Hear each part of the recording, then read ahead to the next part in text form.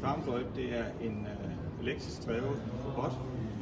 Den kan køre og lade op i løbet af dagen via sine solceller.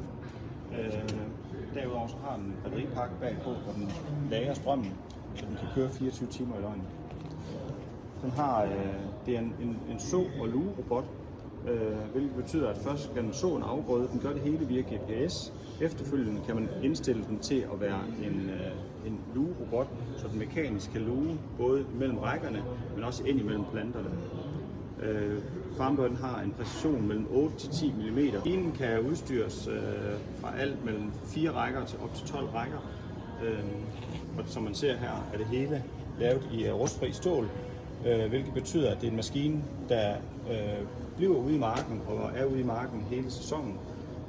Vi plejer også at kalde det en markpasser.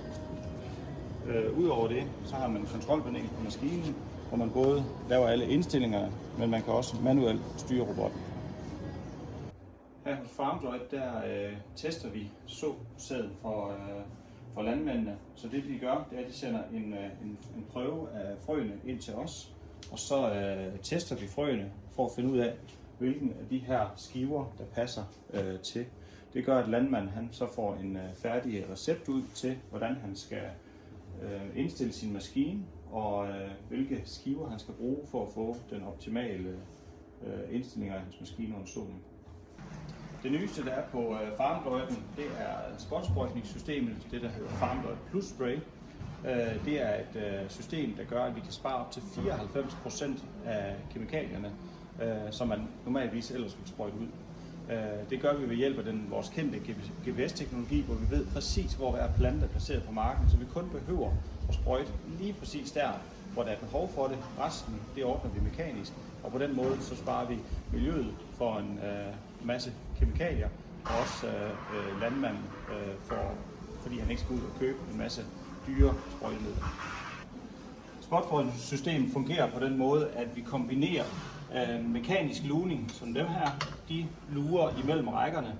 Her har vi en dyse, som sprøjter ned i det område, hvor vi ikke mekanisk kan luge.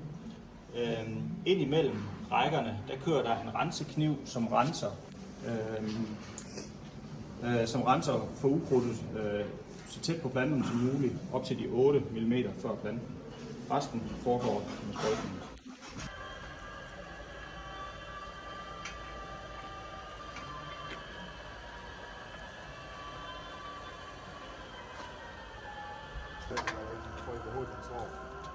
Men når jeg skal ind og lave korrektion på, hvor jeg skal lige, så går jeg ind, og den kører meget langsomt. Hvis så får den flere pakker med, så det bliver sådan endnu mere præcis, så er den ret op. Så lige nu der skal det bare lige ud. Det er først, når den vej, jeg skal lave hele korrektionen.